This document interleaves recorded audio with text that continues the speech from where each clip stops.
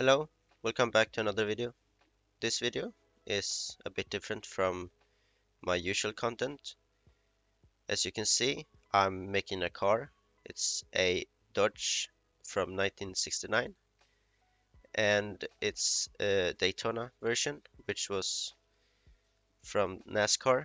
And I'm not really into the NASCAR really. I just know this car from the Cars movie. And one thing that I found out while making this car is that this isn't the like exact car model as in the movie. The real model is the Plymouth Superbird. I didn't realize this before I started making the car, so maybe I do the Plymouth later. I want to show you how to create a car with my sort of workflow. This is the reason why I'm making this video.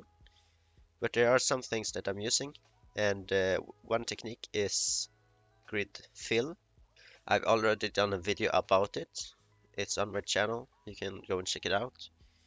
And the other technique that I'm using, which is very helpful, is aligning vertices along an axis. And you can do this with just selecting one row and then press S and then X, Y, or Z and then 0 to align them in that axis. And I'm using that technique quite a few times in this video. So if you ever wondered how I did that, then now you know. Also, I've posted some photos on Instagram. So if you follow me on Instagram, you already know how this car looks like.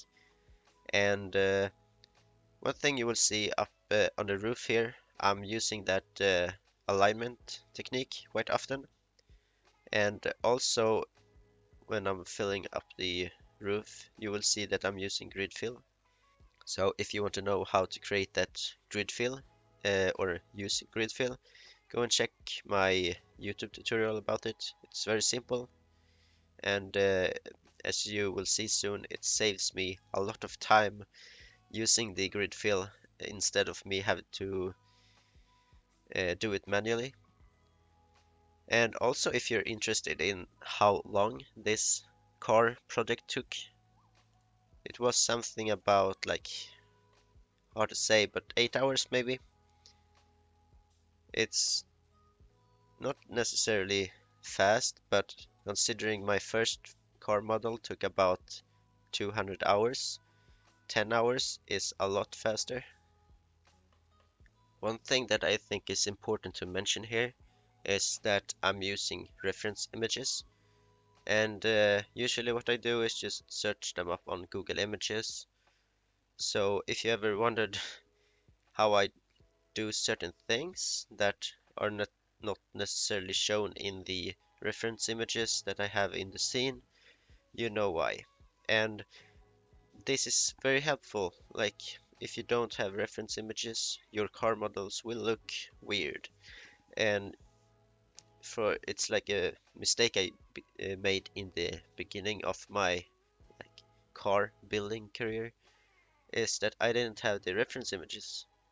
And it was very hard to make the car after the blueprint that I have, because usually the blueprint isn't 100% accurate, and a lot of the details are not shown in the blueprint. So having reference images will just make your life so much easier. If you like this video, don't forget to leave it like and subscribe so you don't miss out on any future updates. And now I will just leave you be, and you can watch this all on your own. And in the end of the video, I will also show the renders that I posted on Instagram. I hope you will have a wonderful day, night, or morning, and I will see you in the next video.